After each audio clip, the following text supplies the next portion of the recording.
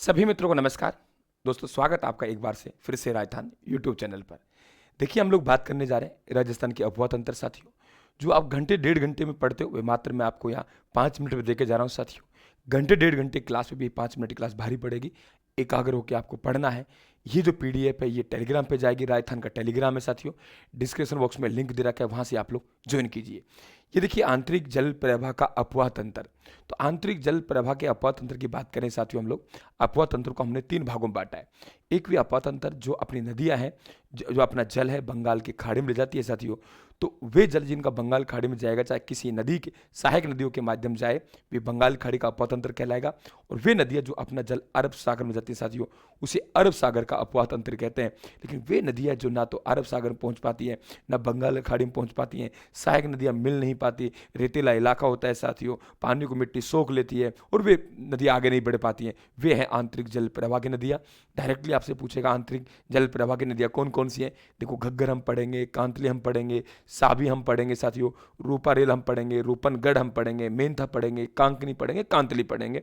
भानगंगा नदी पहले आंतरिक जल प्रवाह की नदी नहीं थी, बंगाल की खाड़ी का अपवाह तंत्र का हिस्सा था। लेकिन मित्रों ये नदी अब बरसात का पानी कम आता है और बरसात का पानी कम आने के कारण ये अब भरतपुर के मैदानी इलाके में जाकर लुप्त हो जाती है। इसलिए कहते हैं ये नदी अब रूठ चुकी है, रुंडित नदी यानी आंतरिक जल प्रवाह की नदी बन चुकी है। ध्यान रखें आप लोग।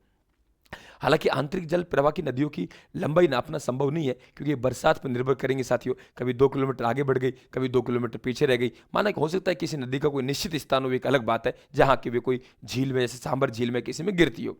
घग्गर नदी की बात करें सबसे पहले मित्रों, घग्गर नदी बिल्कुल शॉर्ट में बात करेंगे। मेरा पढ़ाने का तरीका शॉर्ट होगा, मैटर शॉर्ट नहीं होगा।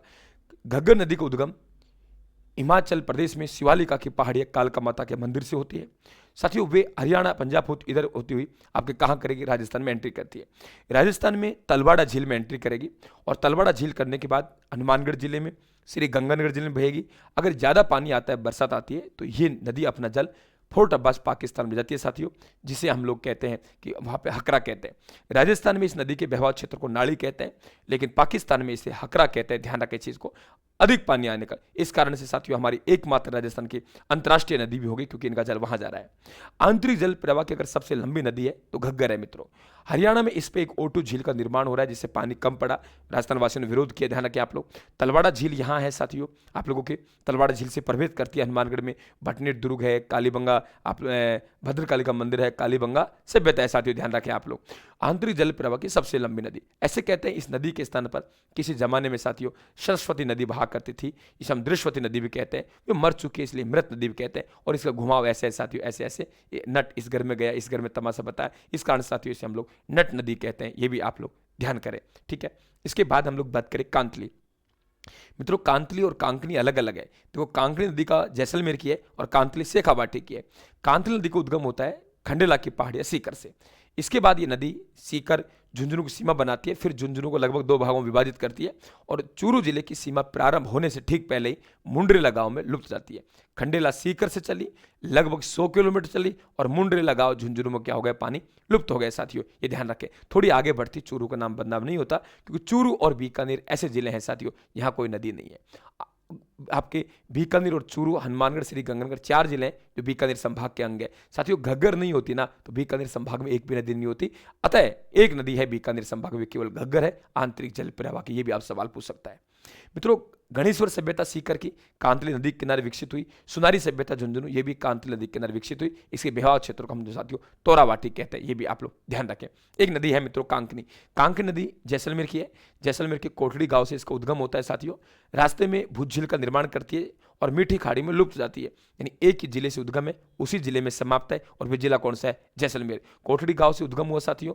कोठड़ी गांव से उद्गम होने के बाद मीठी भुज झील का निर्माण करेंगे और मीठी खाड़ी में जाके पानी इसका गिर जाता है और इसे स्थानीय भाषा मसूरदी कहते हैं। आंतरिक जल प्रवाह की सबसे छोटी नदी है, मात्र 17 किलोमीटर इसकी लंबाई है, तो वे कांतनी है। उसके बहाव क्षेत्र को साथियों हम लोग तोरावाटी कहते हैं और इसके बहाव क्षेत्र को हम लोग मसूरदी कहते हैं। बराबर ज्ञान के भंडार को साथियों सजोता चलना है दिमाग में। आप लोगों को जो पढ़ा है पूरा रिफ्रेश हो रहा होगा और मजा आ रहा होगा। सर रिवीजन वाकई इस अंदाज में होना चाहिए। अब मित्रों आप चैनल को सब्सक्राइब कर लें, जो साथी नए हैं घंटी साउंड दबा दें और पीडीएफ प्राप्त करने के लिए टेलीग्राम को ज्वाइन कर ले राजस्थान वाले को साथियों। अब बात करते हैं हम लोग साबी नदी। मित्रों, साबी नदी का उद्गम है जो सेवर की पहाड़ी, एक सेवर अनुसंधान केंद्र है जो कि भरतपुर में है। सरसों अनुसंधान केंद्र प्रसिद्ध है, बहुत बार सवाल पूछता है, ठीक है। तो यहाँ से साथी उद्गम होता है इसका, सेवर की पहाड़ियों से। जयपुर के बाद अलवर में जाती है, अलवर को लगभग 2 भागों में विभाजित करती है और अंत में जाके साथियों हरियाणा में पटौदी रोड नामक स्थान के पास में यह हरियाणा में जाके लुप्त हो जाती है। इसका मतलब वे नदी जो अपना जल साथियों हरियाणा में लेके गई, हरियाणा में ले जाने वाली एकमात्र नदी है, उसका नाम क्या है? आंतरिक है। और वे नदी कौन सी है? साबी। ये ध्यान रखें आप लोग साथियों, ठीक है। जोधपुर सभ्यता इसी नदी के किनारे विकसित हुई है। इसके बाद बात करें रूपा रेल नदी। मित्रों, रूपा रेल नदी का उद्गम है, ये उदयनाथ की पहाड़ियों से होता है, अलवर से। क्या कहा मैंने? उदयनाथ की पहाड़ियां हैं, और उदयनाथ की पहाड़ियां कहाँ हैं? अलवर। तो उदयनाथ की पहाड़ी अलवर से होता है और भरतपुर में साथियों आप लोगों के मैदानी इलाके में जाके लुप्त जाता है। इस नदी को हम लसवारी या वरा नदी भी कहते हैं। और साथियों जो खानवा का मैदान है इस नदी के किनारे स्थित है, ये भी आप लोग ध्यान रखें।